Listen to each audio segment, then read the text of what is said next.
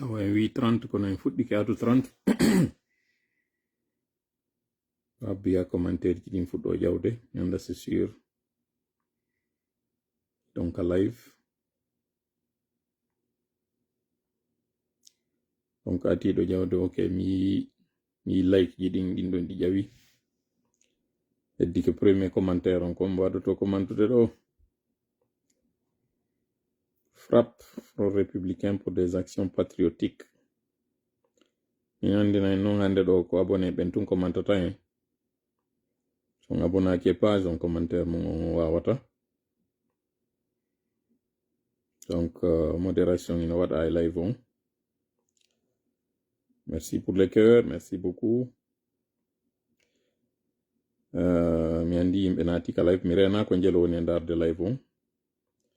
Ko mi reni tun que cœur ji e commentaire ji no jawde. Be mi dara si mi wawa connectade deuxième téléphone on do mi dara. Si mi yay live on. On va voir. Oui, 176 personnes déjà. Ok. Ko yaltiti do kon. Ka frappe. Ndara non kadi ka tola tengela don kadi ko jelo woni ndarude. Parce que ko compte ji ɗiɗi woni différents page ji ɗin ɗiɗi seedi. Ok. Ka tola tengela 215 personnes, 228 wow, ça monte vite. Ok, commentaire ji ɗin fuɗɗi ke jawde ɗo. Nouvelle Révolution Guinée. Merci aussi pour les cœurs, Nouvelle Révolution Guinée. Pour les étoiles plutôt. Merci pour les étoiles. Merci à tout le monde. Déjà 150 étoiles. Combien a dit étoiles, dis donc, Hadja Ousmane 100. Merci beaucoup Hadja Ousmane. Barkaboui. Yalla lontin ka yi don. Wada barki ka heddi bawo kon. Wana non ka kadi be Nouvelle Révolution Guinée. Nouvelle Révolution Guinée. Voilà, ko be windi tami jangu ka tawatana dum windi. Raisi don nandelan Hadja Ousmane andi nan futanke jeel. Assalamu alaikum mon amiral Tolava et toute l'équipe, qu'Allah vous protège et vous garde et vous préserve. Amin ya rabbal alamin. Qu'Allah fasse de même aussi pour vous ainsi que toute votre famille. Adresso, merci beaucoup 99. Bon, si minangi wol do fi étoile yi din e beddito de joni essentiel on ara albarka mon foppo jarama. O live do il fala un po' noppi moƴƴa e makko heɗitoɗen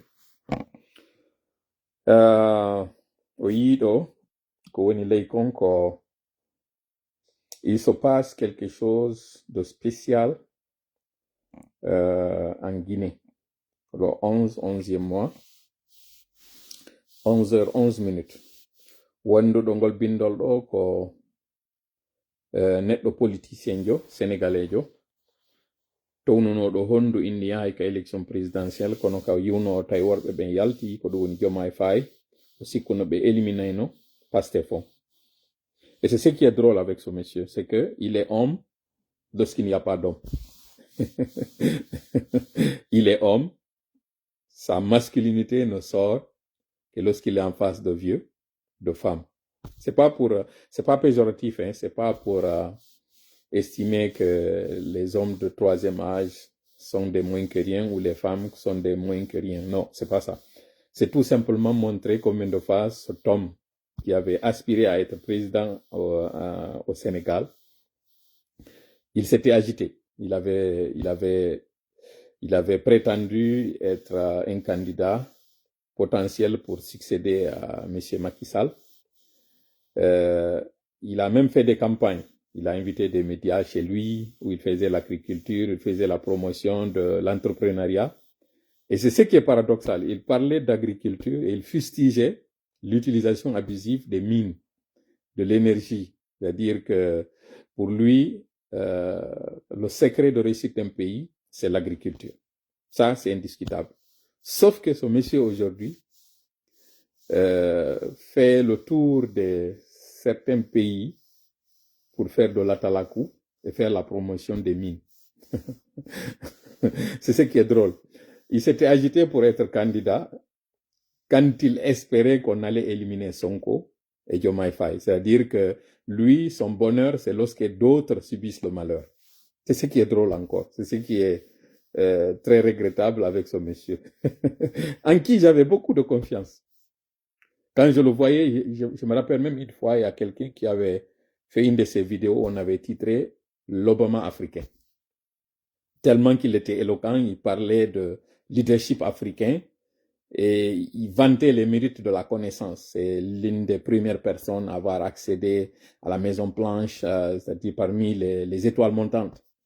Et il vantait ça, il expliquait son parcours, qu'il est venu de loin, il parle l'anglais, il parle le français. Il mettait en avant, en fait, le leadership qu'il avait. Mais en réalité, c'était un imposteur. Avec le temps, on s'est rendu compte que c'était tout simplement un troubadour. Regardez les hommes aujourd'hui, ils sont au palais. Les hommes, je parle de Diomaye Faye et Ousmane Sonko, même si en ce moment, ce n'est pas le parfait amour. Et j'en avais parlé. J'avais interpellé, j'avais parlé de cette crise. Et je me rappelle, je parlais avec cette personne dont je n'ai pas l'autorisation d'évoquer aujourd'hui, lorsqu'il y a eu la crise préélectorale, ensuite la crise post-électorale, quand il était en train de m'expliquer quel était le message qu'il fallait donner aux Guinéens, comment il fallait rassurer les Guinéens. Je me rappelle comme conseil, je lui avais dit qu'il n'y a jamais deux capitaines dans le même bateau. Je me rappelle lui avoir même cité une citation du Coran en lui disant que la preuve de l'unicité de Dieu existe sur terre dans l'application et dans le partage du pouvoir. J'ai dit que Dieu nous prouve qu'il n'a pas de concurrent dans le pouvoir à travers la gestion du pouvoir par nous les humains. Lorsque vous voyez deux personnes en train de partager le pouvoir, il n'y a jamais eu ce partage de pouvoir sans qu'il y ait eu discorde entre les deux. Jamais. Et c'est à travers cette réalité que Dieu nous prouve qu'il est unique et qu'il ne partage de pouvoir avec personne. Je me rappelle avoir dit avoir abordé ce sujet avec ce monsieur. Je lui ai dit, allez parler aux deux leaders, M. Ousmane Sonko et M. Diomaye Faye. Surtout, allez parler à leurs épouses. Parce que lorsque la crise commencera avec les deux, ou entre les deux, elle commencera d'abord par les épouses, qui l'une verra en l'autre un risque, un potentiel risque, un danger, ou même une rivale. Ça commencera d'abord par les épouses. Je me rappelle avoir dit ça. C'est une indiscrétion, mais puisque je ne donne pas le nom de la personne, je vais me permettre de revenir sur ce que le Sénégal est en train de traverser aujourd'hui pour dire que ce jour-là, j'avais dit qu'il faut beaucoup d'humilité, beaucoup de sagesse et beaucoup de patience de la part de l'un et de l'autre. Et j'ai dit que celui-là qui doit avoir le dos large, c'est celui-là qui a accepté de se sacrifier, céder sa place à un autre. J'ai dit, c'est celui-là. Et je me rappelle encore dans la même discussion, j'avais parlé des deux frères, le prophète Moussa et le prophète Aaron. Le prophète Moussa et le prophète Haroun, c'est-à-dire Moïse et son frère Aaron. J'avais parlé de ça.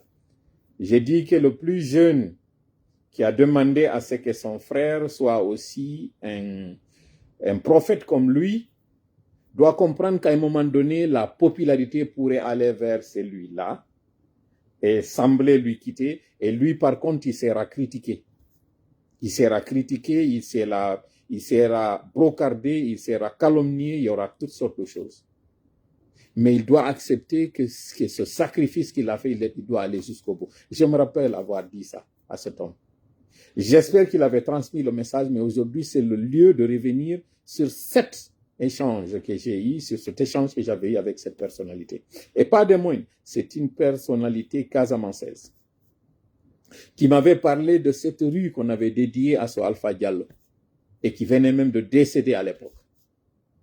Je reviens sur ça pour dire que sur ces lives, lorsque nous ne parlons pas dans le vide. Nous parlons pour un but bien déterminé. Et donc, pour revenir au poste de ce Sénégalais, il dit il se passe quelque chose de spécial en Guinée. 11e mois, 11h11. C'est l'heure de l'armistice. Et donc, lui, qui ne fait pas la promotion du Sénégal, son pays, pour lequel il aspirait même à être président, il vient aujourd'hui faire la promotion de Putschis. Quelle infamie, quel sacrilège, quelle honte. Et là encore, c'est lui qui défendait les valeurs africaines, qui se faisait passer pour un panafricain, fait aujourd'hui la promotion du néocolonialisme. Parce qu'en réalité, Mamadi Doumbouya a fait de cette journée de mardi une journée fériée pour faire plaisir aux colons, pour faire plaisir à son hiérarchie militaire.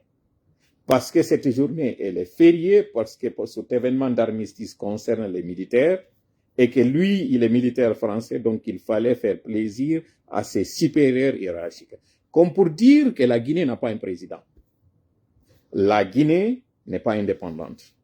La Guinée est sous protectorat français et le président qui est en train de parler, c'est lui qui est à la tête de la Guinée, c'est un Français. Pas Mamadi Doumbouya, pas même son épouse. C'est un militaire français se trouvant en France, c'est celui-là qui est en train de dicter à la Guinée ce qu'elle doit faire. Donc vous voyez combien de fois c'est regrettable, après 66 ans d'indépendance, qu'on retourne de cette façon-là encore dans la colonisation. Et une colonisation qui ne dit pas son nom. Allez aujourd'hui, ce projet de Simando, allez demander, allez poser des questions, même les restaurateurs, ils sont de quelle nationalité? Quelles sont les entreprises adjudicatrices des contrats au niveau de la sous-traitance? Allez citer. Les entreprises guinéennes se comptent au bout des doigts. Par contre, celles sénégalaises, celles ivoiriennes, celles françaises, celles étrangères, pour faire simple, sont les plus nombreuses. Nous ne sommes pas xénophobes. Nous encourageons cela d'ailleurs. Mais dans tout pays protecteur des valeurs du pays, ce qu'on appelle le nationalisme, c'est America First, Canada First, donc Guinea First. C'est ce que ça devait être. Pour quelqu'un qui aspire à défendre les intérêts d'un pays, c'est ça la priorité. Lorsque vous entendez, lorsque vous observez aujourd'hui la montée du nationalisme européen, surtout celui français, lorsque vous voyez la montée de l'extrême droite, c'est parce que des personnes ont regardé, ont vu combien de fois les étrangers sont en train d'abuser dans leur pays. Et donc, c'est pas par haine pour l'étranger, c'est une façon de protéger eux aussi leurs intérêts qui sont en train de monter au créneau et dire stop. Vous ne pouvez pas venir ici et profiter de nos systèmes, même si nous savons très bien que c'est des comportements comme ceux de Mamadi et sa clique, c'est des comportements comme ceux de ces militaires français qui sont en train de dicter la loi à des pays africains, qu'aujourd'hui des jeunes sont en train de quitter le pays. Vous avez vu ce récent naufrage aux larges africaines entre l'Afrique et l'Europe. Combien de Guinéens? Pour la plupart ici du même quartier, Bonfi. Et ce n'est pas la première fois. Et pendant ce temps, on nous dit que la croissance économique, la Guinée est première. Un pays où les gens quittent en masse. Un pays qu'on appelle paradis. Le seul paradis où ceux qui sont dedans essayent d'en sortir. C'est juste incroyable. C'est incroyable. Et avec ça, on fait croire que la Guinée, c'est l'Eldorado. Bon, ça c'était juste une parenthèse que je faisais. Donc, Thion, ou Nyong, ou Nyog, ou je ne sais quoi, comment l'appeler, vous êtes une honte. Sincèrement, vous êtes une catastrophe. Vous êtes sincèrement tombé si bas. Et ce qui est ridicule, c'est que vous êtes en train de faire cette courbette à des gens qui n'ont même pas le 10e du niveau de culture que vous avez. Vous êtes tellement instruits que ces personnes-là ne pouvaient même pas être vos garde-corps. Mamadi ne pouvait pas être votre garde-corps. Djiba ne pouvait pas être même votre vigile. Ne pouvait pas. Mais aujourd'hui, vous voyez, vous êtes en train de faire la promotion de ces personnes-là. Vous courvez pour eux, faire leur sale besogne, devenir leur griot. C'est pas mauvais, hein? Les griots étaient très respectés, mais le vôtre, c'est lorsque vous partez faire des études et des très hautes études, côtoyer des personnes de l'ACAPI, de ceux que vous avez côtoyés, aspirer même à être candidat au Sénégal comme président, et aujourd'hui venir servir de laquais à des putschistes comme les Mamadi Doumbouya. Sincèrement, si j'étais à la place des Sénégalais, je vous aurais vomi. À la place des Sénégalais, je vous aurais même renié ou retiré votre nationalité parce que un Sénégalais, ceux-là que nous connaissons, ne se comporte pas de la façon dont vous êtes en train de vous comporter. Parce que à travers votre comportement, vous êtes en train de rabaisser des Sénégalais. Il n'y a pas aujourd'hui ce pays à l'étranger où un étranger est en train de venir se courber de cette façon-là pour des régimes. Même des régimes démocratiques, ils ne sont pas en train de le faire.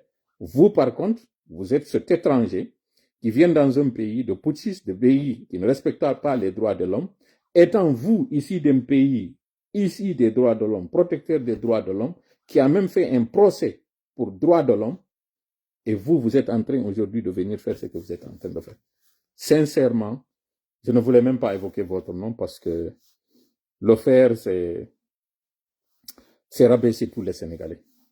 Mais puisque le Sénégal, c'est une grande nation, d'abord une nation démocratique, grande en matière de culture, Léopold Sédar Senghor, qui a été même membre de cette académie française, mais voir aujourd'hui que quelqu'un comme vous se comporte de cette façon-là, j'ai sincèrement honte pour son excellence Sonko et j'ai honte pour son excellence Diomaye Faye, qui seront visés ou qui seront aussi touchés lorsqu'on dira que c'est un Sénégalais.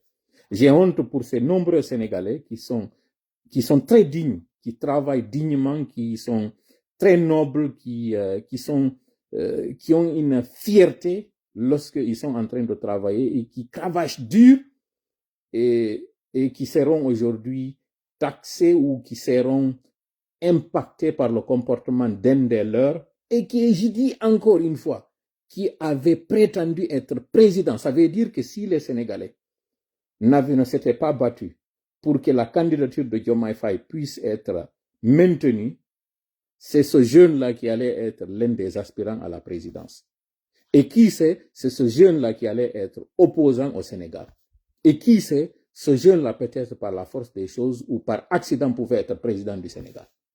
Donc imaginez votre président au Sénégal devenir le troubadour d'un régime militaire, d'inculte, d'analphabète. Imaginez maintenant que ce dernier-là puisse être votre président. C'est-à-dire que cette candidature de Diomaye Faye a sauvé les Sénégalais d'une honte, a sauvé les Sénégalais d'une... J'essaie de trouver mes mots parce que, sincèrement, je trouve que le fait que la jeunesse sénégalaise s'est battue, parce que, comme je dis encore une fois, ce monsieur espérait que la justice élimine ces deux lions sénégalais pour que lui, ce chat, puisse émerger et pour qu'il puisse être candidat. La preuve en est que lorsqu'il a vu que les deux lions sont toujours dans la course, lui, il s'est retiré, purement et simplement. Et quelles sont les raisons qu'il avait invoquées? Je vous invite à aller voir ce qu'il avait donné comme raison qu'il avait poussé à se retirer. Tellement ridicule ce jeune-là, tellement ridicule ce monsieur. C'est la honte. Bon, écoutez, on va commencer le live pendant qu'il est 20h35. Haray ko sadi mon ko toli ka derol do no mi wiri non hande do ide ngarde do yewtugol mi fala moƴƴa yon pooɗu hakkille moɗon nden e o live mo wonde wadde do mi fala non landade on ɗo si on suɓundinama e jikku moƴƴo e dewal mana diina e hakkil kala wonɓe darde ɗo woni ɗeri ɗin ɗiɗi non haray ko on non suɓotono inne ɗon yon suɓo goto pet e ɗiɗo tati hakkil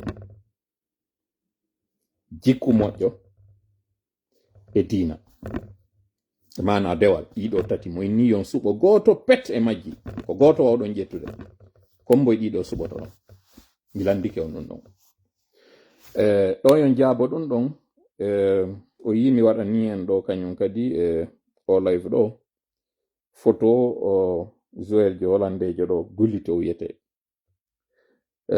mi yi photo ji am partage ama moƴƴa noon o live mo mi waɗi mo tawata mi yiltito e makko ɗo mi yi réaction ji buy waɗi e live on mi weltoriɗi moƴƴa noon ɓe yiwɗon ɗo ka inna maintenant ils sont 5 ɗen andi les frères Dalton sont 4 Joe Dalton jusqu'à Avril Dalton mais o yi un 5e Dalton ko mamadi wonɗon e yide o wonɗo ka nano ɗo complètement ka dessin animé ɗo kanko woni complètement o wonɗo ka nano ɗo mamadi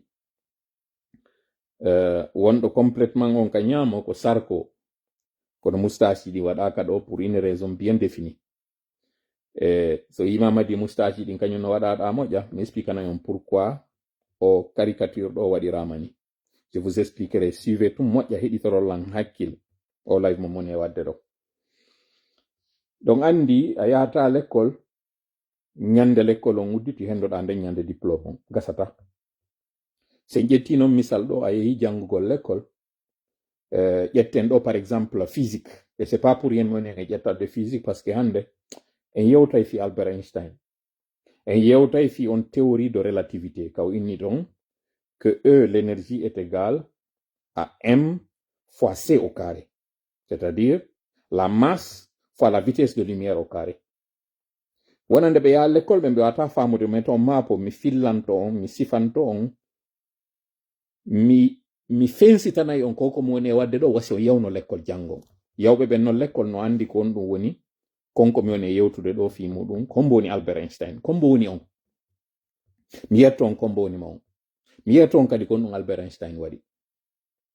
Albert Einstein o ɗo non artugol ngol kam woni on e wiwde ɗon jande a yahata ñande fuɗɗiɗa nden hendoɗa nden ñande diplôme maɗa on.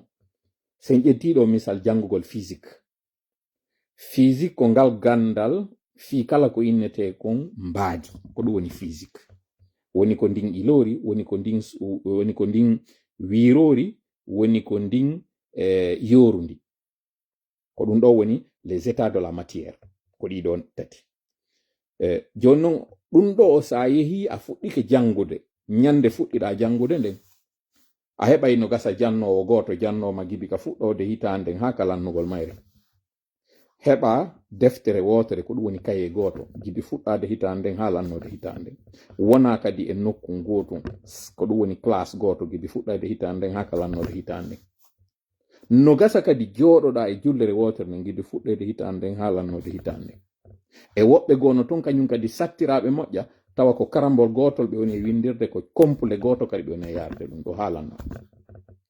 Kono ñande ɓe ari jannoɓe on ari inni bon winden programme on ko ɗum woni winden kala ɗin ɗi jangeten na nden ñande ɓe wawata famude ko ɓe janna kon fof. Nden ñande ɓe winda e woni konko yetiɓe kon e nder nden deftere ɓe hoota ka suudu. Si ɓe windi nden ñande tum ɓe hooti ɓe andi kala ko hana jangede kon ɓe jangoyali arayna faali ɓe. Ko ma ɓe aroya kadi ñande o aroyta si tawi o aray laabi tati e nder yontere nden koye ɓe aru laabi tati ɓe janga ko jannata ɗo. E piide misal si ɓe arino hankin fi o janniɓe hankin haɗata hande kadi ɓe ara o janna ɓe goɗɗum go ko tawata ko o fuɗɗino ko nde ñande lannitanoka ko hande noon kadi warata o ɓeytana ɓe.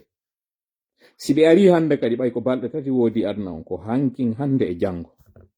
Si ɓe ari hande ɗo kañum kadi fi tokkitugol ko ɓe wanno hankin kon ɗum ɗo kañum kadi riwali wondema jango koye ɓe ari toye kañum kadi ɓay ko ɓe wona jannede hande kon lannata hande ko jango kadi wona tokkitede non ha hitande lanna. Ko ñande non hitande lannoyta ɓe andoya non konko ɓe jangi ɗon kon fo ɓe hendike ɓe dartoye non konko ɓe jangi ɗon kon. Ko ɗum ɗon innete non examen, ko ɗum ɗo woni dartangol goɗɗo o dartane. A waɗi live ji ɗi wonɗe wadde ɗo ko non ɗi wayi. En heɓi duuɓi 5 jibi miɗo yewtude ka réseaux sociaux ji ɗo. En hewti non hande kadi e palon, en hewti non hande kadi ko ngaɗi kon. Ko ɗo non joni sendidirte non arɓe ittugol wula, arɓe ittagol wula e arɓe ɗaɓɓugol inde. Ko ɗo non hande kadi non sendidirta. Ay ka natuɗen ɗo non hande kadi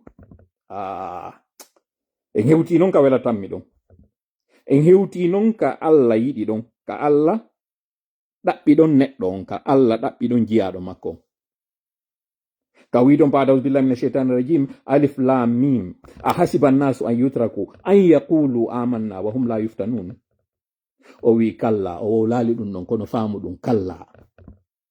walaqad fatanna alladhina min qablihim wala ya'lamanna allahu alladhina sadaqu wala ya'lamanna alkadibin. Ko ɗo non en hewti ɗon non ngol cortewol ankabuti fuɗɗorde maggol on non en hewti ɗon.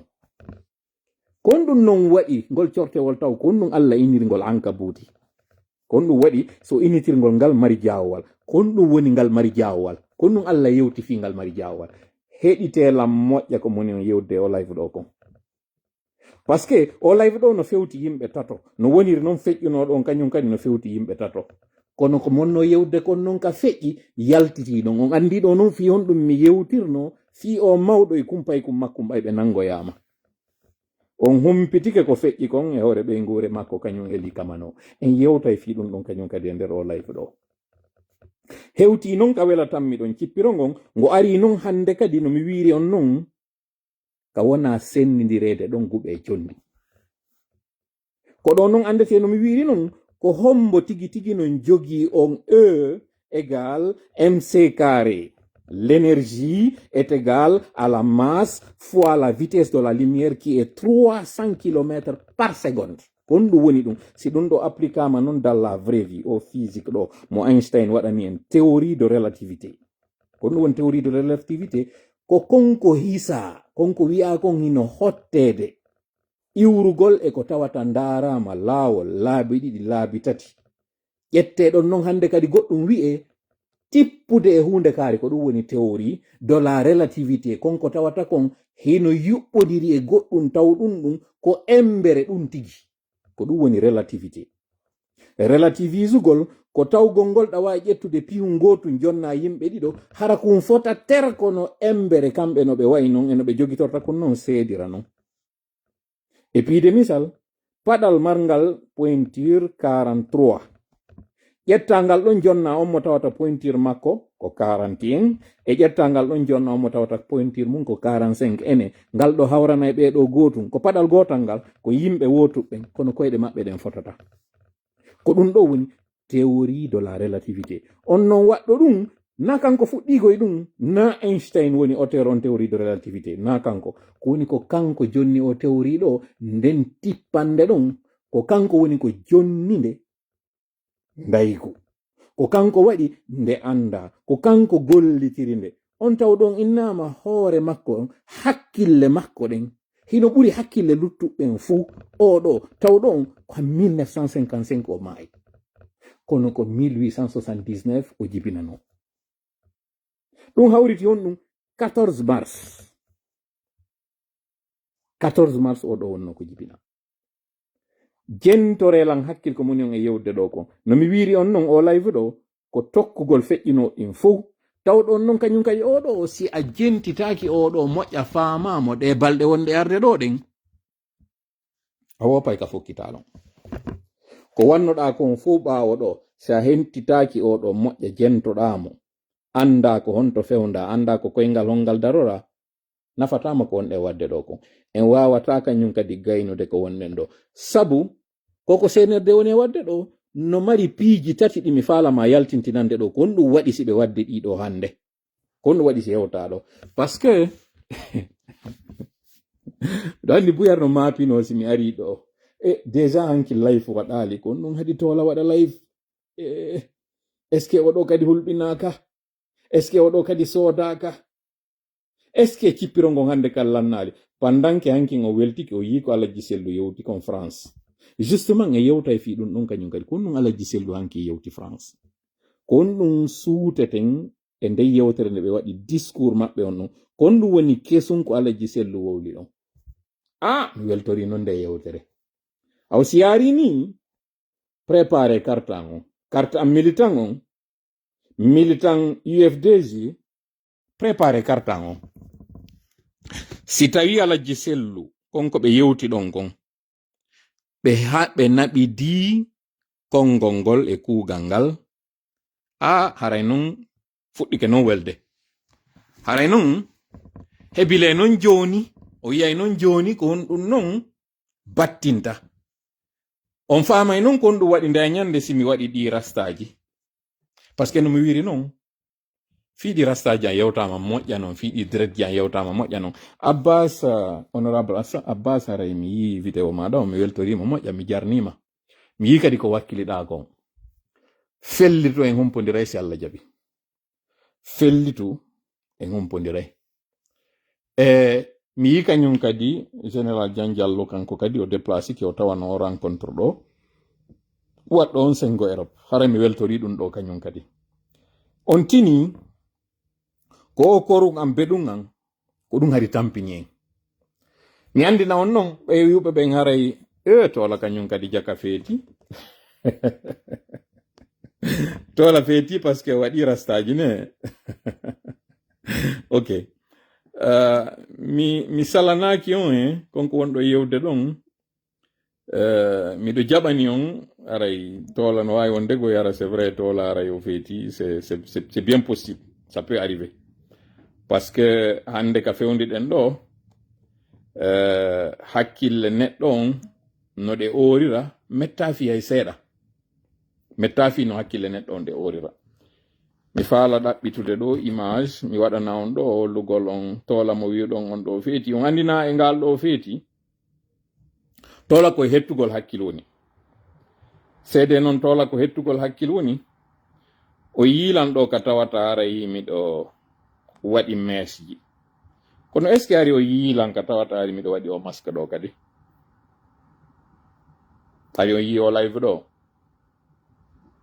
parce que ɗi dread ji ɗi mi waɗi ɗo, ɗi locks ji ɗi on ɗo yiide ɗo, o tignage ji ɗi on ɗon ɗo, onon o famali koye communication mi woni.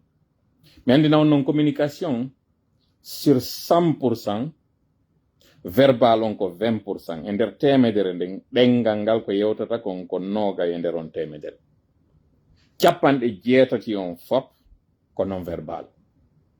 mo anda noon communication o anda koko wonɗon e yiide ɗo himiɗo waɗi masque ka yeeso an ɗo ko poudre de curcuma, jillida ɗum e juuɗi, jillida ɗum e kacci, ko ɗum mi wanno ka yeeso ɗo. miɗo anditi fewndo mi waɗi o live o vidéo an ɗo na live non, c'était en 2020. on tuma ari miɗo fuɗɗi patti yaltitude e jamma o. je me rappelle yimɓe partage no o vidéo an ɗo, y compris musidɓe an inni mais yi kaari kañum kadi o ari ka réseau sociaux ji, a yi ko waɗi kon ka yeeso makko, est ce que o ino régili, est ce que goɗɗum ɗuytaki ka hoore makko. 2020 aw si 2025 ɗo kañum kadi mi waɗi konko tawata holli mi ɗuytike, ande mi iriti ko nawnare anden artiti na e ngal mi feetino gibi 2020 ono wiɓe ɓen ɗon mi feeti, mais c'est pas grave, mi yalti noon feƴƴi noon niveau kam mi justifioto. Moi mon message devait le passer, il est passé, et c'est ça le plus important. Maintenant le reste wowle ton ka débat moɗon continuer ka débat, nous allons continuer là-dessus. Parlant justement o lutte ɗon, mi landike on nane mi yalta o commentaire ji ɗi mo suɓini on hakkunde hakkil, jikku moƴƴo e dewal, kono non suɓoto ɗon. mi yaali taw réponse ji moɗon ɗin kono hino fillano wondema baba adama ɓay tagama tippinama ka leydi ɗo, allah immini seydna jibril yo aro suɓinamo ɗiɗo tati, kañum baba adama o ari o inni allah landike lan yomi suɓoma, o nelilan yomi suɓine ɗiɗo tati, ya ƴettu goto mi hotida e ɗiya luttuɗin. baba adama ndaari ɗiɗo tati non o inni ɗiɗo tati ɗi foti, ɗiɗo tati non ko ɓuri ɗi fotude wo, ko ɓuri ɗi moƴƴude wo ko maygol naata aljanna. wo kono ɓay allah yamirima yomi suɓo goto, mi suɓike hakkil kin hotido e luttuɗin. baba adama suɓi hakkil kin, ɓe suɓaki jikku moƴƴo ko tawata ko needi e ko jokkodire ɗum ɗon kon fof, ɓe suɓaki dewal ngal ko tawata e wiya e mono naata e aljanna ko ngal dewal ɗo wondata e mo, ɓe suɓi hakkil kin. ɗo andi fiyon noon ɓe suɓori hakkil kin ko paske ko ki hakkil ɗo woni maafe neɗɗo. kala mo ki hakkil moɗon ɗo oori ma ronki e gollitirde ki o gollitiri ɓernde nden, o wonay toujours on gollitirteɗo, o wonay toujours on majjowo. ko ɗum simi wiya en ɗo heɗorelan hakkil taw heɗorelan ɓernde. nde ɓernde ɗo tuma nde fewji wo iwtirɗen ɓaawo nde naɓa en e ka bonata. no mi wiiri on noon heɗorelan hakkil moƴƴa o live mo mi woni e wadde ɗo, parce que mi yetiken en hewti noon e nokkure ka tawata allah fewtini en noon hande kadi e ka woni e suɓidirde ɗon hakkunde guɓe e condi. ɓay baba adama suɓike ki hakkil ɗo wiiɗi ya luttuɗɗi yoyɗi ƴawitu, seydna jibril fokkiti hotugol tun ɗiɗo ɗiɗi ɗi sali ɗi ƴawali kanji. seydna jibril inni fi hon ɗum on jaɓali ƴawteden ko enen arduno. hakkil kin lutti hiki wonde baba adama. seydna jibril hino ƴettude jikku moƴƴu ngon, hino ƴettude dewal ngal ƴawrida e mum ka dow tawto e allah, jonnita allah ko tawno ɗon kanko jonnunomo, inni yaw suɓinamo goto. ɗiɗo ɗiɗi fokkitama ƴawtede tun kanji ɗi jogitike leydi ɗi ni ɗi yahata. seyna jibril landiɗi inni fi on ɗum wata ƴawdude ko enen arduno ɗi wi'i Allah yamirima Allah nelima menen kadi Allah no wodi ko yeeti men o yamirno men wondema wata men seedu hakkil kala ka hakkille ɗen woni koye men wono ɗon hakkille ɗen lutti ka leydi ɗo a fokkitike ƴawdugol amen ka dow mi wata yaade ka dow ton ala fuska men nafoyta dow ton si hakkil ala jentite moƴƴa ɗi ko jikku moƴƴu ngun diina kan jaabi malaikajo Allah on tawɗo on mo kala e maɓɓe nela inni ma'mura wa anti ma'mura komi nelaɗo komi yamiraɗo an kadi ko a nelaɗo ko a yamiraɗo Allah yamirima ardu amen men tato non gotum ƴette hotida e luttuɓɓen menen kadi non Allah yamirno men kala ka hakkille ɗen woni koye men wonu ɗon baba adama suɓike ki hakkilɗo luttidude makki ka leydi ɗo mi wawata ƴawoyde ka kammu men acca ki hakkilɗo ɓay men yetama kala ka ki hakkil woni koye men wonu ɗon yanda so nani moƴƴa komi yeeti yongoy nda ñande mi yeeti ko minni nawnare kala hino mari lekki kon ɗum mi wowlani on ɗo minni probléme kala hino mari solution parce que andugol ngol tum probléme o ala solution déjà ko solution on famali kon ɗum mi yewtiri on kadi ɗum no jentela moƴƴa no mi wiiri on noon a arata fuɗɗode hitanden heɓa nden ñande diplôme maɗa on a jokka ya hitande lannoya si wawa famude ko wonɗa yewtede kon are non joni e kañum alaji sellu discours maɓɓe on en addi ha en nokku fiki hakkil ɗon hiɗe wadde ɗon pose yiltitoɗen e débat meɗen on manditoɗon non mi yewti on fi Albert Einstein mi yewti on fi théorie de relativité formule innoɗo on que l'énergie est égale à la masse fois la célérité la vitesse de la lumière au carré ko on ɗum woni ɗum ko innete doole kon ko innete yiite kon ko fotata ko konko tawata kon hara hino mari mbaadi ndi mbaadi ɗon hino janɗa hindi fanda ko ndiɗo piindirte jillindire laabi ɗiɗi sowande ɗiɗi ko innete kon yaawugol ndaygu ngu ko ɗiɗo ɗo ɗiɗi hawtodirte ko ɗiɗo ɗiɗi jonnata doole e ma'ana ko mbaadi goɗɗum no wayi non e konko innete kon jalbendi ko woni e mum e ma'ana ruhu wonɗum e muɗum ɗum ndin jalbendi ɗo mi andintina en non mi yetinoke en neɗɗo on ko piiji nayi woni ko woni e makko ko hendu ndun yiite ngen ndiyam ɗan e leydi ndin kaka leydi woni e iwde jalbendi ndin ko inte yiite ngen iwa ka kammu ko ɗum woni ruhu on ara fottita ɗon ko gotuge nder ndu ɓandu ɗo waɗa neɗɗo on ƴiƴam wonɗan e makko ɗan woni ko wiyeteɗo ndiyam kala ko woni kon liquide hendu ndu woni e fofude ndun ndu tawata ko ndu ɗo ruhu on woni e jindirde naata yalta e nder ndu ɓandu makko ɗo ɗum ɗo woni hendu ndun ko ɗiɗo piiji nayi ñande non ki wonkiɗo sorta wo ki ƴawra ka dow kanki e hendu ndun ndiyam ɗan e leydi ndi lutta ka leydi no woniri noon ɗiɗo ɗiɗi kaka leydi ɗo iwno donc en andi ko énergie nge yiite nge wonɗen e wolde ɗo fi muɗum ka énergie ka innete kon ɗon est égal à la masse fois la lumière la vitesse de la lumière au carré ko hakkil moni on e yewtude mo ala kin hakkil famta ko moni e yewde ɗo ko ngoy so heɗoro Allah kadi hakkil on famta ko moni addude on ko e mum ɗo goy jentite moƴƴa o feetuɗo wonɗon e yewde ɗo jentita ɗon haala feetuɗon so jentitike haala feetuɗon Albert Einstein kañum kadi ko non wonano wiyede ko feetuɗo annabaɓen kañum kadi ko ɗum ɗo ɓe wonano wiyede ko ɓe feetuɓe par ce que ko on woni feetere ko tuma tawi a hewtitaki jama on hiɗa ɓaawo teri e par rapport kamɓe ko ɓe reni kon ma tuma feƴƴitoyɗa jama on tawa hande kadi a feppida e maɓɓe ko ɓeɗo ɗiɗo woni feetuɓe enen noon ko jogiɗen wonɗo normal ko o feppuduɗo e meɗen haysi noon koye feetere wonɗen ko ɗo woni feetuɗon ko ɗo woni marɗo hakkil kinkan feetuɗo on ko on wonɗo ɓaawo mo tawata en accino mo ka wonɗen miijitade kaari ko komojo nodden mo komoyagal on feƴƴitiɗo e ɓenna kaari ko feetuɗo ko ɓeɗo ɗiɗo joni noon contre e mumen jeeya mi anda kono jentite nde yewtere o feetuɗo on ɗon yewde ɗo andi ton noon no mi wiiri on noon mi yewti en fi hakkil kin suɓinanoki baba adama ɓe suɓi kinɗon mi yewti on fi Albert Einstein mi yewti en kadi fi théorie de relativité ɗiɗo noon ɗiɗi noon joni walli noon ɗiɗon noon taw no woodi ko mi addiri on e ɗin ɗon on yiltitoɗen noon e yewtere nde Allah ji sellu waɗi nden nde yewtere nde tawata mi faala suutude ɗo ɗi jeeɗiɗi ngaɗi joyi ara nun ɗum discours on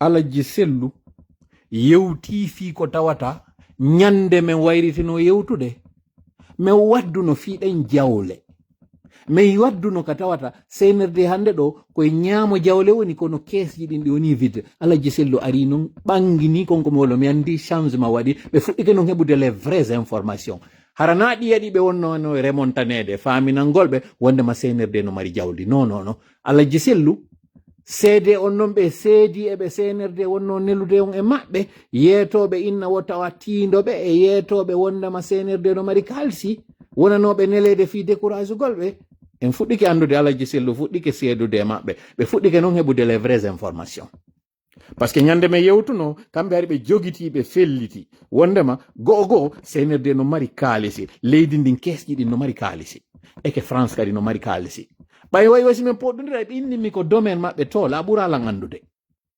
ça c'est d'abord la première des choses que min notti e discours maɓɓe on ko tawata ko c'est une évolution systématique et très positive go'o ɗimmel muɗum Alhaji Sellu ɓe yewti avec fermeté ɓe yaltini on tommo mi falano e ɓe yewtu daragol ngol inna hande kadi na kartal addata goɗɗo e laamu alhamdulillah rabbil alamina ni ɓuri no ɓuri tultundi après 15 ans Alhaji Sellu faami na kartal addata goɗɗo ka laamu en andi ɗo jaka ko wonɗe wadde kon fuɗɗike battinde en andi jaka Alhaji Sellu seedi noon eɓe wonnoɓe ɓe ɗaynude Alhaji Sellu fuɗɗike noon ɓatade wonɓe yetade ɓe tigi on Alhaji Sellu ƴetti noon doloki hande kadi noon ɗaɓɓo o laamu ɗum ɗo o ton ɗo mi yiɗimo e konko ɓe yiɗo kon kadi mi yiɗi ɗum ɗo moƴƴa kono ɗum noon ɓuymi welde e konko ɓe yalti ɓe yewti ɗon kon fof par rapport e on ton kaka ɓe wi ɗon hande kadi publiquement harana ko ɓe innata e nder plateforme ni na ko ɓe yewdata yimɓe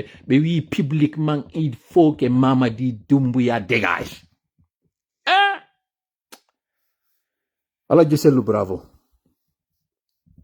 Mamadou Sellu Dalen bravo conseiller de Sellu Dalen et UFDG bravo à vous hande kadi noon on andini noon jamma on que vous êtes un leader et que désormais on engage ke noon hande kadi yawgol ngol waɗa piiro ngol hari ɗum fou hiɗon waɗani e ɗiɗi on ari noon hande kadi noon ko gibiɗo noon andoton menen komin rondi kon ko gibiɗo noon hande kadi ɓorniɗen doloki goti hari na doloki goti ɓorniɗen hari menen himeɗen jogui ganji ɗi mi waɗi kilotji ɗin hari onon ɗo waɗi veste on hiɗon waɗi kufunaru ndu ye joɗoyiɗa hari ko noon wonno ɗo wadde hari koye yimɓe ɓen no immade ya waɗana on cippiro ngon onon noon hande kadi ayno wonɓe wadde cippiro ngon hari na ono wonno wiide yimɓe ɓen ko ni warrete leader jo ko so wi yo waɗe o hikko yeeso walla no warrete no voilà en fokkiti noon hande kadi cippiro ngon gibiɗo noon o yiyay noon andon battinay noon joni e senerde ka holloɗon ɗo hande kadi ko pré hande kadi on ala wiwde ko ñorantoɓe kam mutoton on naati noon hande kadi e fakkere nden on ari noon hande kadi ko ɗo noon joni noon wonɗe noon e fotude par ce que ari ala noon hiɗon duñude men menen inno yahe waɗa noon en cippiro ngon alors que noon ko noon woni e nafiroyde na menen go cippiro ɗo naafiyame menen ko fimon onon go wona waɗe par ce que ko noon woni candidat menen na men candidat moi je ne suis candidat à rien ko gibiɗo noon joni gibiɗo naɓi yeeso senerde noon fuɗɗoto noon yaltinande hande kadi yeeso maɓɓe ngo par ce que ari ala noon ɓe haajaka e mum hari on mapinaɓe ko ɗum simi inni discours moɗon on e fankande makko nden kanko padre fankande makko nden hino muusi ɓuri discours moɗon par ce que on yewtali ko senerde nanata senerde ko rapport de force andi Mamadi ko bandi Mamadi ko vagabond Mamadi ala code o ala code ko innete éthique bandiɓe ɓen e wiwgol ko bandi miɗo mari formateur jo wonnoɗo lan forme de mo wolta discipline mo wonno lan forme de mum mo wolta kañum kadi nationalité makko mais hari ko wonnoɗo e wadde révolution ka pays makko ñande go meɗe yewta o expliquanimi o innimi ñande go ɓe yawnoɓe nangi touriste ɓe arnoɓe ka leydi maɓɓe ɓay ɓe nangiɓe ɓe landi ɓen touriste ɓe tawi ko arnoɓe ɓe marno entreprise ɓe ari noon waɗugol vacances ka leydi maɓɓe ɓe nangi ɓen koko no moni wolande ɗo c'est dans les années 70-80 mi sikki waɗi 70-80 mawɗon il était à la retraite mais on tuma hari ko suka o inni ɓe ari ɓe nangi ɓe couple ɓe landi rançon ka leydi maɓɓe ndin hani ittugol parce que ko ɗi rançon ji ɓe gollirta ko si yimɓe ɓe nangiɓe ɓen jonni mbuuɗi leydi maɓɓe ndin jonni mbuuɗi ko ɗin mbuuɗi ɗon ɓe woni e gollitirde fi dartagol leydi maɓɓe ndin goo konko ɓe waɗi ɗon kon waɗa leydi din di sonjo parce que leydi din haddi holori tourisme konko tawata innete touriste ɓe nangama e leydi kaariri ɗum on impact ɗon ko waɗata e hoore gouvernement on sonja e gouvernement on ɗin mbuuɗi itteteɗi kañum kadi ɓe hendoɗi ɗon wallitotoɓe e cippiro ngon o inni ɓe jogiiɓe pendant plus de 5 ans hiɓe jogiiɓe négociation ino waɗede ñande mbuuɗi ɗin versano o innimi wo ko à peu près terlen o jonnimi valeur on o so wi hande ɗo 33 millions mi jonna en to woni exemple banal koko no mi wadde makko ɗo no mi wiri on noon mi ala wowlude nationalité makko on mi ala wowlude kañum kadi cour mo wonnolan formude muɗum on o innimi wo ɓay mbuuɗi ɗin versama ɓeɗo ɗiɗo ko entrepreneur ɓe nder ko ɓe jogiiɓe comme pendant les 5 ans ɓe wowtodiri tawi hande kadi ɓe yewtida ɓe adda ɓe joƴƴina ɓe juyda e carte ɓe daarida e télé ɓe si nawniɓe ñawda ɓe fi on ɗon par ce que ko marchandise maɓɓe on non si goɗɗum waɗi ɓeɗo hande kadi ray ɓe perdi mbuuɗi maɓɓe ɗi donc ko investissement maɓɓe on yawoy ha hande kadi mbuɗɗi yoɓa inna ɓeɗo koye ɓe sertu ɓe wowtodiri e nder ko ɓe yewta kon ɓe yeeti ɓe inni ɓe ko entrepreneur ko ɓe joga ɗon kon e nder ɗin duuɓi joyi entreprise maɓɓe on tawi ala wawɗo gérude entreprise on yehi fayit kono puisque ɓen hadi no représente goɗɗum ko ɗum waɗi hay esi ɓe visi ɓe nangi ɓe ñande ɓe accitata ɓe e nder ɗin 33 millions ɓe ƴetti 3 millions kako 6 millions mi yeggiti montan on ɓe jonni ɓe landini fiyon ɗum jonnirɗon men o montan ɓe inni meɗen mari code d'honneur meɗen mari principe ji ɗin principe ji ko honɗum na ene maridi probléme na onon ɓe civil ɓe nangi ɗo na ene maridi probléme ko menen e leydi amen ndi maridi probléme na kadi leydi mon ndi men maridi e mum probléme e puisque on wonani men marchandise en wondiɗo kala ko mi wi on yo waɗu ɗo wadde so min inni on par exemple tire photo eɗon jogui journal naɓanon ɓe gure mon nden ɓe yiya ɓe anda ɗo wuuri si min inni yo yewtude e maɓɓe téléphone si min inni on 3 minutes ko on 3 minutes ɗon si min déplacé on min naɓi on ka tumbo burure yo yewtudu e par ce que koye min déplace o min ala wonde nokku gotum hiɗon wakkili ɗiɗo fof ɗo waddude amen hande ɗo o perte mo heɓuɗon on ka leydi moɗon menen min geenike hoore moɗon koye min jonnon ɗi mbuɗi so gawti ka fokkitoroyon ɓeɗole ko bandi mais ɓe mari code d'honneur Mamadi ko bandi mo tawata ala code d'honneur sino ko no wawir on faamude Mamadi yo yaw nanga mawɗo wonɗo e yaltude juulirde kina rien à voir hande ɗo si nen makko hajja manjula nangama est ce que o weltoto ɗum kono Mamadi wawi ordonirde ɓe yawɓe nanga paygo e goɗɗo mo tawata ɓe anda fi pour ça montre que il n'a aucun principe, il n'a aucune morale, rien, absolument rien. Mais c'est bon parce que min de rien piiji tati no wodi ɗi suutaten e ko Mamadi en woni e wadde ɗo kon tati ɗi mi faala yo yiwsi lannitoɗen discours alaji sello en d'abord un régime quand il est faible il devient violent, il devient agressif.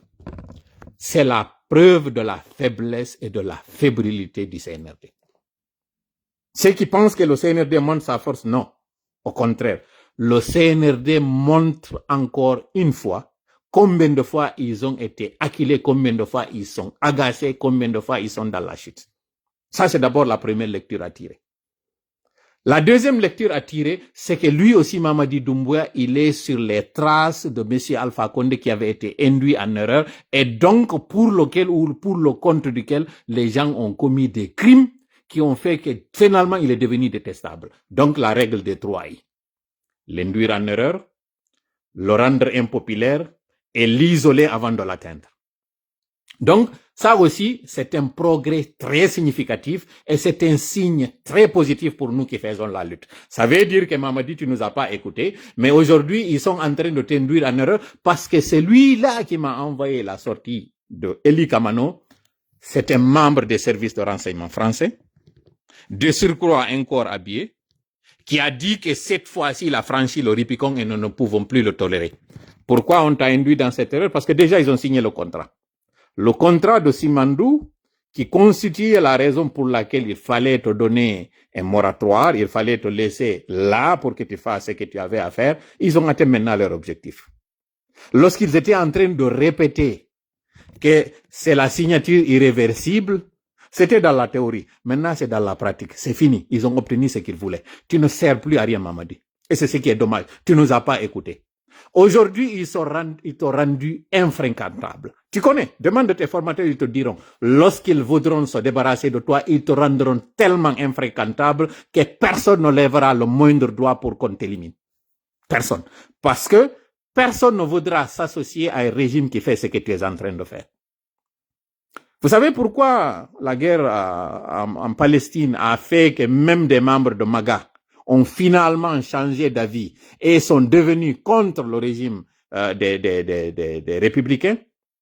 C'est parce que les images ont montré combien de fois ce que les citoyens gazaouites étaient en train de subir, c'était combien de fois ignoble, combien de fois c'était un drame humain, que finalement même ceux qui supportaient le régime se sont retournés contre lui, y compris des juifs. Cette technique-là, je pensais que tu pouvais la comprendre, Mamadi, pour comprendre que tu as franchi encore un autre Rubicon. Et nous, c'est ça notre soin, c'était ça en fait qu'on attendait de toi. L'autre fois, j'ai fait un live dans lequel j'ai mis des pots de banane. Si je parlais de ces pots de banane, peut-être tes services de renseignement, ceux qui viennent ici pour décortiquer ce que nous faisons, ce que nous sommes en train de dire, allaient te dire, attention, il y a un piège. Ils sont en train de nous tendre un piège. Tu es tombé dans le piège. Vas-y, allez arrêter tout le monde. C'est pas ce qui va nous faire arrêter. Non. Le livre de Machiavel, que je vais d'ailleurs vous mettre ici, est très révélateur. Et il nous explique combien de fois. Ce que vous êtes en train de faire là, c'est les b.a-ba de la lutte. Vous connaissez ce livre? Pour ceux qui ne le connaissent pas, je vais vous l'afficher ici. Et je vais vous inviter à lire vraiment ce livre. Parce que dans ce livre, vous allez comprendre qu'il n'y a pas cette maladie qui n'a pas de remède. Et il n'y a pas ce problème qui n'a pas de solution. Ce livre, il est là. L'art de la guerre. Vous êtes en train aujourd'hui d'utiliser le contenu de ce livre, pensant que nous aussi, nous n'avons pas accès à ce livre. Dadis parlait de Machiavel. Mais il ne connaissait pas c'était quoi Machiavel. Il n'appliquait pas le machiavélisme comme il le disait. Vous êtes en train d'appliquer ce machiavélisme. Sauf que vous oubliez que dans ce livre, tous les remèdes aux pratiques que vous avez se trouvent également dans ce livre. Ça ne marchera pas, Mamadi. Le premier sacrifice que j'ai fait dans cette lutte, c'est d'abord de me sacrifier moi.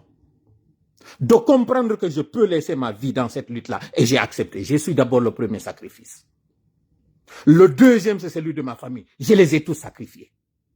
Vas-y, commence du plus vieux jusqu'au plus jeune. Élimine-les tous. Ça ne me fera pas reculer. Non seulement ce que vous êtes en train de faire ne fera pas que je vais me rendre et ça ne fera pas que je vais rendre les armes. Que ça soit très bien su et compris par tout le monde. Nana dundo moya e kala kadi wombe nande ben nana ko min ati taw jonnude hore en sadaka e ngoci piro. Mi wadi kadi be nguri ande fap sadaka e dundo be fap kadi be nana du plus grand jusqu'au plus jeune be fap be nana. Fiyon num ko jango famoy to ngoci piro an non ko fimo wona wadi rede. Jaɓuɓe ɓen ɗo fopp waɗugol ko CNRD woni ɓe wiide kon fuɗɗoroɗen ɗo siltoyɗen noon ka Sékou Touré ataɗo nangede en ɗo pourcentage ko Fatou Ñeloy miñam makko Ousmane Ñeloy jibi o nanga miñam makko miñam Fatou Ñeloy jiwon jaaja Ousmane Ñeloy immike ɗo waɗi di campagne e CNRD ɗo waɗi Ousmane Ñeloy accitama fi ɗum kono wowlaka fi makko piskari ko wonnoɗo yaltude yenna yimɓe goɗɗo wowlali fi muɗum ko oɗo CNRD fuɗɗori ko oɗo ɓe ekkitori ko oɗo ɓe ndaari ɓe tawi wuy marsiriɓe ɓe koye ɗo gomɓe mo fasori non liston hande ɗo on yiiɗo famille PV on ko woni e yaltude waɗa ɗum waɗi PV accitirama sabu ɗum mais puisque ɓen ɗo gari ko soriɓe ala ka wattane deyla e mum. Donc, non, on peut yaltude do partage aux vidéos ko ili commande. Mais moi, je ne commente même pas ces choses. Parce que ko dum be faala ko yaltin commente dum non. kamɓe objectif maɓɓe on ɓe hendike mo ɗon andi ko journaliste ɓe jelo hande ɗo ni waɗa o pa tout simplement parce que Habib Marwan nangama hiɗon fela ɗo wuuri ko ne yaltude ɗo wola ɗon andi ɓe sikoye sago mo woni ɗon fela ɗo rubi ɗon fela ɗo ɓe yewtidi e maɓɓe mbuuɗi ɗi ɓe ñamuno tan alpha ɓe hollaɗi ɓe inna ɗi mbuuɗi ɗo on nadoyte ka nder kaso sabu majji sina ɗo waɗon ko mi wi kon ko technique de chantage CNRD joɗori koyɓe hendo yimɓe ɓen ɓe hulɓinaɓe ɓe jooɗo e hoore ɗum ɗon ça ne marchera pas avec nous ko ɗum waɗi si minni ko hoore an taw mi addi jonnude sadaka e ngo cippira ɗo et j'assume très bien ko mone wadde ko joni noon iɗa wawi ƴettirde an no faalireɗa on ɗo jentitade an ɗo je suis responsable de ce que je dis pas de ce que toi tu comprends komi wawi fimo koko mi wondi kon emo ko ɗum si mi fuɗɗori ayewal ngal taw alif lam mim ko Allah andi ko fani nder ɗon kono kala tuma Allah addi ɗe kalfe ɗo ka fuɗɗoje ɗuma haray o fellintina woni goɗɗum o tabintina woni goɗɗum ko so hikkay ɗon zalikal kitabu la rayba fi ma o yewtay woni fi hoore makko kanko o wi a hasiban nasu ene sikku yimɓe ɓen an yutra ko wonde maɓe accirtini ara ɓe heɓali tampere an yaqulu fi tumɓe wi amanna men gomɗini ɗon sika fi on immike ɗo wi koye julɓe mawɓe an ko julɓe komi juulowo mi waɗa julɗe joyi mi hooray mi jangga e maɗe aɗa sikka ko ɗum waɗma julɗo a sikka ɗum ɓay a wowli ɗum ɗon accitirte ni kala sika ɓay a wi hande kadi ko a julɗo Allah dandima hande kadi e heɓugol ko innete ko darndegol non a falji musidɗo ko ɗo noon en naati noon hande kadi ko Allah woni e darndade ɗon jeyɓe mo ɓen jeyaɓe makko ɓen ko ɗo noon en hewti ɗon noon hande kadi o landike ma a hasiban nasu ɗo o wiyali a hasibal mu'minuna ko wi a hasiban nasu julɗo e kefero no nder ɗon an yutra ko wonde maɓe accu an yaqulu fi tumɓe wi amanna fi tumɓe wi men gomɗini non o wi walaqad fatanna alladina min qablihim gonɗi min dardinoke adinoɓe ɓe na kamɓe fuɗɗi na emen enen ɗo fuɗɗi ko ɗum waɗi si minni mi fuɗɗoray ɗo won taw simi yiltoyo noon tan Sékou Touré konno kadi Sékou wonno en e wadde yon ɗon noon kon ɗum yaltoy walaqad pellet gonɗi fatanna allazina min dardinoke ɓen mi waɗinoɓe alhaniji min qablihim aditinoɓe ɓe fala ya'lamanna Allahu pellet Allahu on anday alladhina fala ya'lamanna Allahu alladhina sadaqu ɓen yimɓe tawɓe ɓen ɓe wowli gonga ko tawata konko ɓe wi konka hunduko maɓɓe ko ɗum kañum kadi ɓe wondi ka ɓernde ko ɗum kadi ɓe woni e wadde wala ya'lamanna pellet kadi o anday alkadibina fenuɓe ɓen wowluɓe ɓen ka hunduko ko tawata kon hina ka ɓernde maɓɓe woni ko ɗon noon hewtuɗen ɗo hande kadi ngal ayewal excellence Sonko o wowluno ngal dans une vidéo o wi koko ɓe woni heɓude ɗo fof sattende kamɓe ka Pastef ɓe heɓa e nden sattende o andintini militant ɓe ɓen o inni kono noon ɗum ɗo heɓino kañum kadi aditinoɓe en enen kadi koye mum reweten yititoɗen noon joni e Sékou Touré ko waɗuno kon Sékou Touré hari ko honno o waɗayno koye aro par ce que koko wonɗo yiide ɗo fof objectif on naɓe ɗo goy naɓe ɓeɗo fof si ɓe nangama ko seeke ɓe wona nangede ɓe joƴƴine Habib Marwan hande ɗo ka woni ɗon ko seeke o woni fi kala ko wiyete journaliste fi kala ko wiyete activiste kanko ka wonɗon mo daɗini e ni Aliou Ba ka wonɗon himo daɗini ni Fonike Mbengue ka wonɗon no daɗi Billo Ba ka wonɗon no daɗi kono ɓeygure maɓɓe nden e enen luttuɓen ka yasi ko enen mari probléme hande ɗo kono no mariɗen probléme par ce que ngi pression wi ɗo fof ko waddidirgol wonɓe ɓen e nder ɓeygure wotere nden par ce que ɗum ɗo ko wona waɗirede ko fi kamɓe ɓay ɓe wawata hewtude goto e amen ɗo koye tawmo kala hande kadi e ɓeygure mum waddidiral ko ɓeygure nden noddata inna si a waɗali hunde kaari mi huɗete sa waɗali hunde kaari hunde waɗaylan sa waɗali hunde kaari hunde waɗaylan nangudu na ko sa yindu honto ndu woni Sékou ko ɗum ɗo waɗayno o waddidiro wonɓe ɓen nder suudu woturu ndun o ara o yeetoma dénonce kaari sa dénonce ali kaari ko annato e taga kaso place makko o jamfike la minti o trahisilan ko ɗon an kadi o trahisuma ko woni e waɗirde ɗum ɗo ko fiya natu kaso kono min miɗo moƴƴi mi nadatama kaso seede on min dangaymo kanko mi soka amminomama jango donc o livre Machiavel ko hande noon o wona gollitirede ko noon senerde woni gollitirde rewta noon e ɗi laawi feƴƴunodi faame ɗum ɗo moƴƴa faamon andon goto nangete goto hulɓinte kono fappo si dartike goto hulali en foppe dartike senerde wawata hen mi yetito ke nyande go mini de mari sempete njitati hide yande sempete woltam mongol hide ngacci didi arano minito mo kala hino mari taw ko gerdata e mun ka wonki mun ka hakkille mun ka gomdinal mun ko tuma gayni duda e dun don yahana non dimon don taw dun kaka beynguure ma ko wombe ben takko ma yimbe maada ben tigi musidal maada gal ko tuma non gayni duda be do fo dartida dido didi non foluda dido didi si yahu ya non cippiro ya tammo ene non ide yande tammo hide ngacci dido didi ko dun simi ka fuddo de live on ko do non hande kadi sennindirte ande ben tawobe ben sofay tun bay ko be arno ko dabbere inde bay ko be arno ko ittugol mone ko ittugol kan wula sofay tun be do hande kadi be rekila parce que be nay min be ngure ande no burani mi fo oui be ngure ande no burani mi fo mais nango cippiro ngo cippiro do be ngure ande no tawa ndi leydi di mone cippirande ko der don be tawa pas l'inverse na leydi ndi woni be ngure ande ko be ngure ande jeya leydi ndi si mi sova inon ko bato on mi sovata na won do ka der bato ko bato do mi fala yo dadu mi fala kadi en fu yen dando o bato do innugol do fi mi yo mi dadu be ngure ande yo dadu mi dira mi dandali bato parce que bato on si mo tufi o mutai si min ni non dandugol bato on be ngure ande de dado raydo kono si min ni dandugol be ngure ande bato on dadali men fop men dadata mi fala en wadun do mojja ka sala mo ngono wombe jentitade lambe do andon. Je dis et je répète encore une fois, comme ngati itu de hore an sadaka ngo cippiro. Kami dadali do miti hore an sadaka ko do luttu ben fo kanyum kadi itta sadaka. Nanon dum do mojjande mone yewde do jetton kadi nabon o vidéo o circulo e ono wombe nabude vidéo ji ni circulo di hadi hewto ya ki do droit. Je répète encore une fois, min tola. Mi yeti kon ko piji didi yaltintam men ngo cippiro.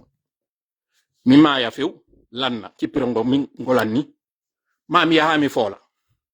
Ko dun do wadata hande kadi mi jodo non tanke goto e dido wadali sino fala fuddo to toti ha ngoni fop nange fop ware je suis dans cette lutte là mafum on nani so nanali mi beyda volume on so nanali kanyum kadi mi arta kadi verso parce que correcto on mi wadi do nano moja yeto don kadi mamadi on nana moja je me suis sacrifié en premier connaissant très bien le risque dans cette lutte là. Je me suis sacrifié en premier, d'accord? Connaissant très bien que ma famille se trouve en Guinée, je les ai sacrifiés. Allez faire de tout ce que vous voulez. Je peux vous donner chacun sa position exacte. Allez faire de ce que vous voulez. Cette lutte-là, je ne me rendrai pas et je ne rendrai pas les armes. Que ça soit bien sûr et entendu. Et ce que tu es en train de faire, je dis trois choses. La première, vous êtes en train de montrer votre fébrilité, votre faiblesse. On ne s'attaque pas à des innocents. Ça montre que vous êtes lâche. Et nous, ça nous arrange parce que ça montre que vous êtes acculés et ça nous révèle la situation interne que vous voulez cacher. Et d'ailleurs que je révélerai dans ce live. J'expliquerai la destination des fonds. Pourquoi on vous a réclamé l'argent aujourd'hui. Ces 4 que vous avez distribués, qui sont en réalité issus de l'avance que vous avez sur les fonds miniers, sur les biens miniers, les 15% dont vous parlez. Vous savez tout ce que vous mentez. C'est pas 15%, c'est plus que 15%. Mais puisque le reste est en nature, vous avez pris ces natures, vous les avez distribuées. Et vous êtes en train de préparer l'opinion à ce que vous allez faire lorsque vous allez finir votre sale besogne. Vous allez réclamer tous ces véhicules 4x4 parce que vous savez que ces véhicules 4x4 sont destinés aux mines. Certains véhicules étaient supposés être pour la défense, la sécurité des sites miniers. D'autres véhicules étaient pour les sous-traitants. Vous les avez pris, vous les avez distribués à ces sous-préfets, vous avez donné cadeau à des gens qui sont en train de faire vos louanges. Vous savez très bien que c'est plus que 15%. Nous avons accès au contrat, nous connaissons très bien comment vous avez négocié. Sachez-le très bien pour que vous sachiez que nous ne sommes pas là en train de parler dans le vide. Vous préparez l'opinion à ces retraits que vous allez faire et ces emprisonnements que vous allez faire une fois que vous allez avoir ce que vous voulez. Ça ne marchera pas. Il faut que nous informons les gens et qu'ils sachent dès maintenant. Vous êtes dans une situation très compliquée. Vous devez de l'argent d'abord pour l'électricité, vous devez de l'argent pour beaucoup de sous-traitants. Vous êtes endettés jusqu'aux os. Vous êtes endettés. Et vous ne voulez pas dire ça. Maintenant, il faut intimider ceux qui ont ces informations pour les donner, pour qu'on se taise. Niet! Ça ne marchera pas. Allez, zigouillez tout le monde. Je dis, encore une fois, Ce combat-là, nous allons le mener jusqu'au bout. Et la deuxième des choses, on t'a induit en erreur. Aller jusqu'à s'attaquer aux enfants innocents. Des règlements qui est aujourd'hui aimé dans la sous-région, ça montre encore qu'ils t'ont induit en erreur, Mamadi.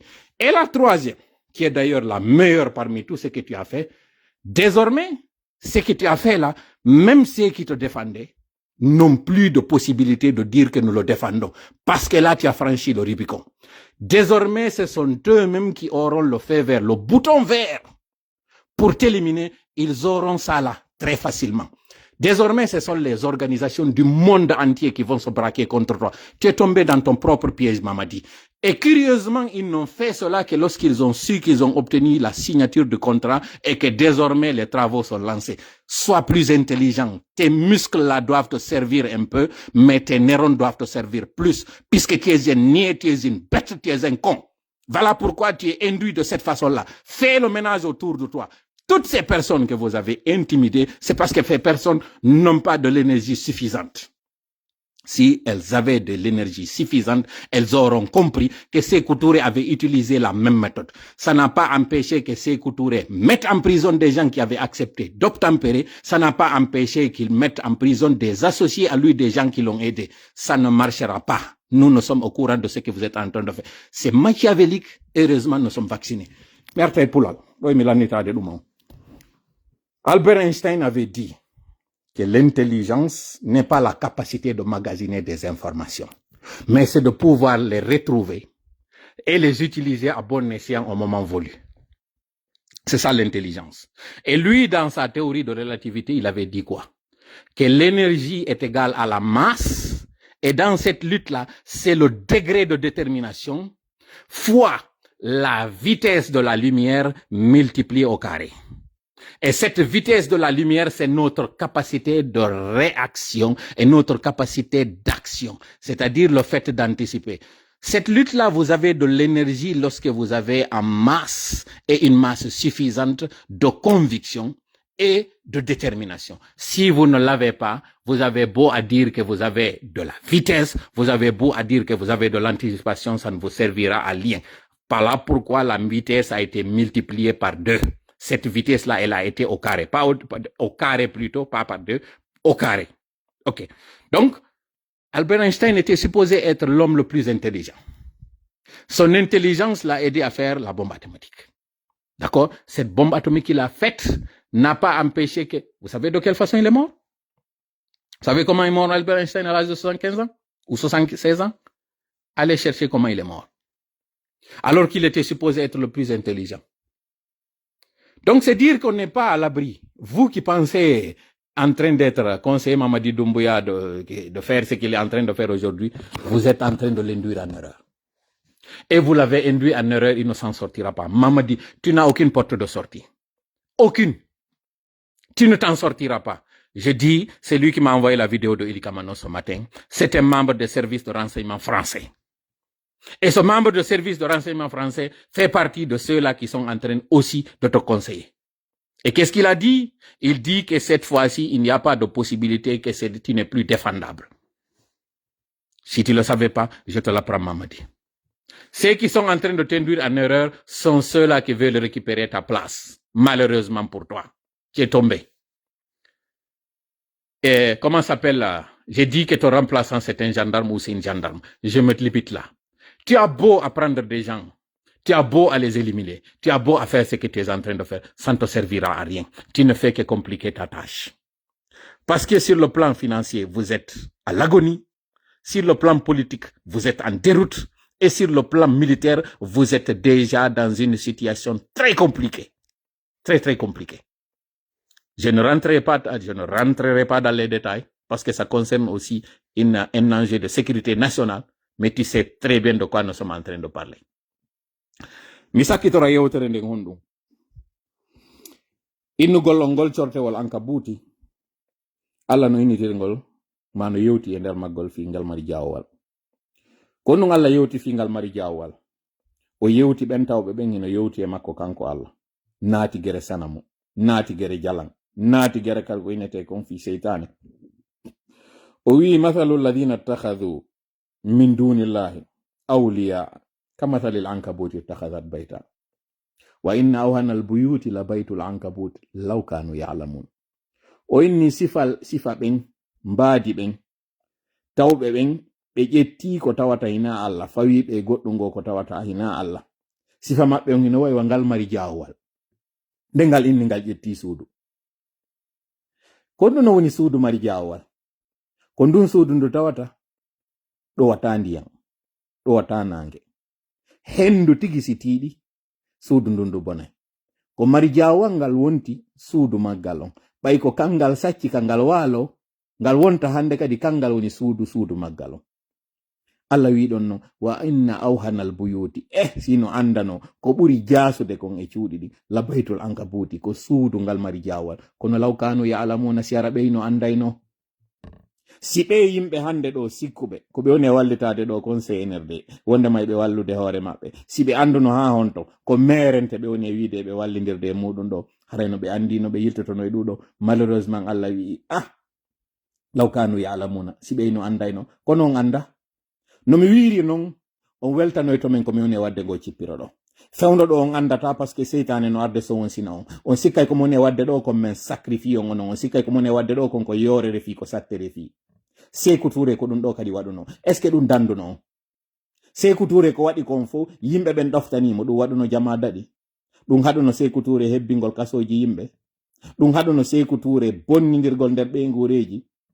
Nanga ɓiɗɗo on ndetta baba on nomamo, ma nanga baba on ƴetta ɓiɗɗo on nomamo, nanga modi on naada mo kaso, yiltitoyo ton ara murtinoya debbo on, jomboya o debbo ɗo ɓiɓɓe heɓe ɗon tawa ɓe ɓiɓɓe ɗo kotiraɓe ɓen hino andi ko miññiraɓe ɓen baba mum woni sabu baba amen naada kaso maayi.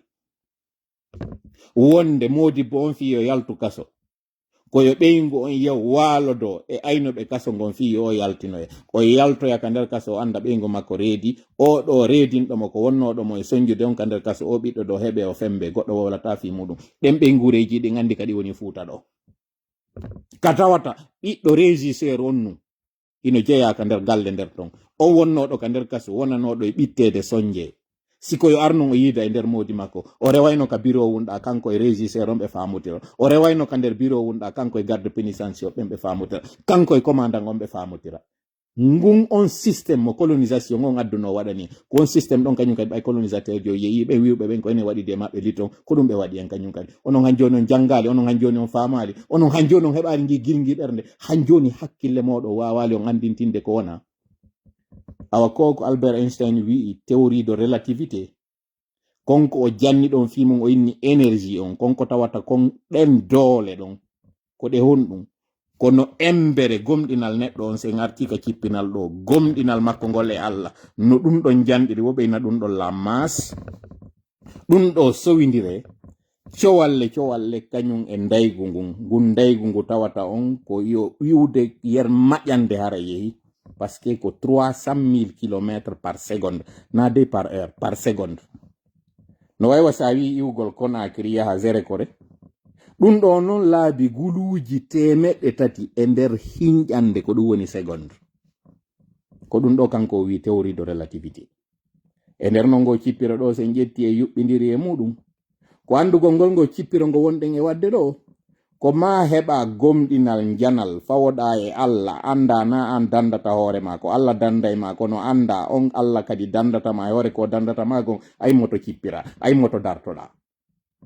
Kala waɗɗo e hakkille moɗon ɗo wondema ko si min wallini ngo cippiro men daɗi onon kadi daɗuɗon on ɗaynama, men daɗata si min wallini on daɗata si min wallini.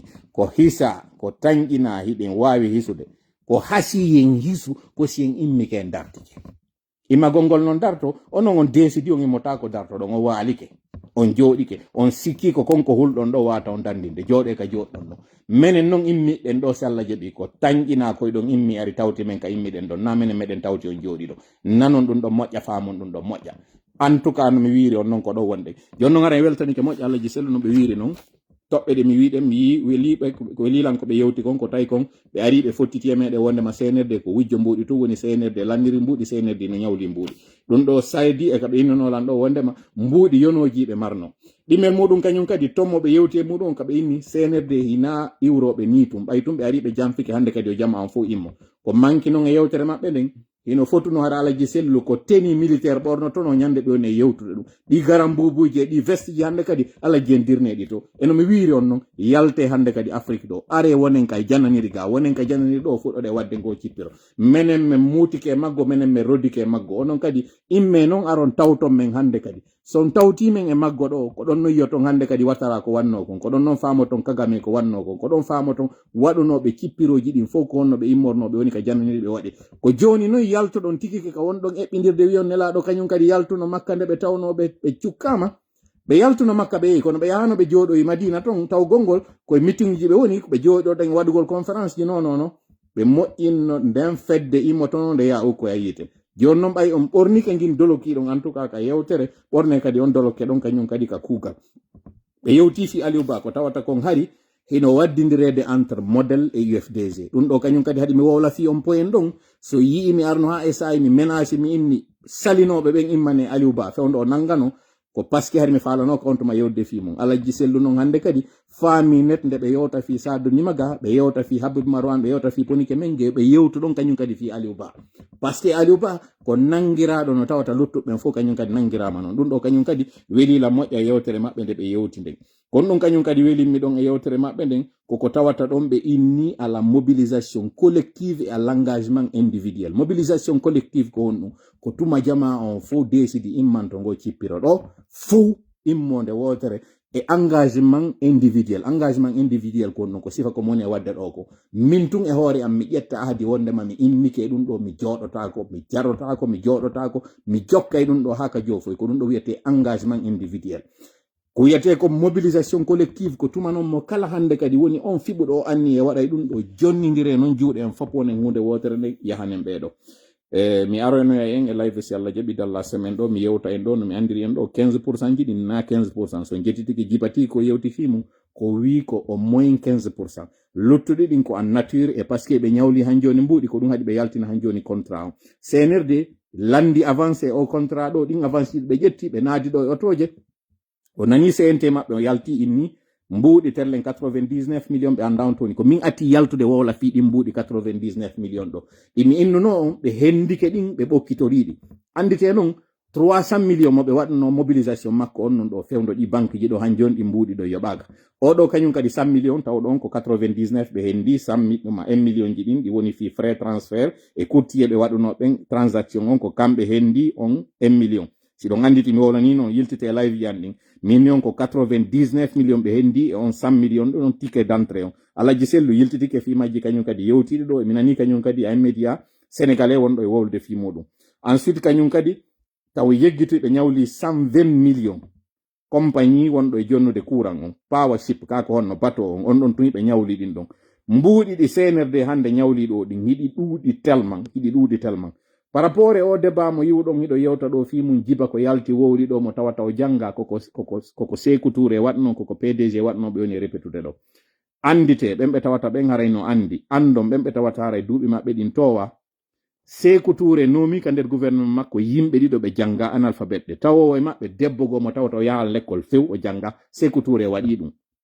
donc o yiyali taw fus e ko CNRD woni e wadde ɗo ko hiɗo yewta ɗo fi jiba tawɗo kañum o moyen hino wawi jangude Sékou Touré nomu no woɓɓe tawnoɓe ɓe wata jangude ɓe wata windude o inniɓe kadi honɗum ministre o lamitori honɗum wiwgol ngol wo ko promotion ɓen ɓe tawata ɓen ɓe janga a réalité ko honɗum ko fiino o suuɗira kanko angal gandal makko ngal woɓɓe ne woodi wonɓe kirɗinde siɗɗo makko kanko Sékou Touré kawo makko mo farana arnoɗo udditugol gar ɗuma onno aéroport on Labé arnoɗo waɗi discours makko on ari o inni nous remercions les femmes et les femelettes qui sont venus pour l'ouverture de la gare voiture d'avion de Labé kan haala no gasa on nani kay ka kirɗine gare voiture d'avion de Labé gare voiture d'avion de Labé ko honɗum ko aéroport on o falno wolde fi muɗum ɗum ɗo waɗi tan Sékou Touré onon koko jiba ari ɗo wi'i ɗo honno la ɗuma honno ko la nouvelle chapitre ko ɗum wonɗo yewtude ɗo fi mum maka o ina ɗon de nouvelle port minéralière ko tewa ɗum pes waɗa konko wonɗon yiide mo waɗa ɗon fof ko tewa ɗum pas waɗa ko non ɓe woni e waɗirde ɗum ko fi hollugol an janguɗo on fus a nafa yeeso maɓɓe fus a faka ɓe waɗa promotion ɓen ɓe tawata ɓen janga fo si on ɗum no ɓe suuɗira inculture makko on ɓe suuɗira défaut ji makko on kanko Mamady Doumbouya fi hande kadi o wi e on ɗum si ɓeɗo wawi wadde ɗum ɗo fof ko woni e waɗirde ɗum ɗo ko waɗugol promotion ɓen tawɓe ɓen ɓe janga c'est faux ko suuɗugol defoji makko ɗi haram tori kala yon ballo men allahumma amin hawrinde sawab allahumma amin no miniri on non ko hakkile moɗon nde woni ko mi pooɗi e o live ɗo e ɓurtugol kañum kadi galvanise gol on fop nano na émotion mi wowliri na kañum kadi c'est bien calculé yewtere nde mi waɗɗo nde e prochain live on non mi aranoya en kañum kadi e fi am min piiji ɗi mi rewi e mum gomɗinal ngal mi poɗata en e muɗum ngal e piiji ɗi mi hoyɗi ɗi tawata goɗɗi ko ɗi mi hoyɗuno gibbi 2006 ko honno konko mi hoyɗuno 2006 ɗon waɗi 2007 waɗoy 2010 e non fof kañum kadi mi holla en seede ko mi wowluno kon mi wowla kañum kadi inɗe ɓen tawnoɓen no anduno ɓe mi waɗno film par ce que les personnes sont encore vivantes landoyoɗon ɓe yiyon kañum kadi fof no mi wirta noon je me réfère et je me répère allahumma salli ala sayyidina wa sallim assalamu aleykum wa rahmatullahi wa barakatuh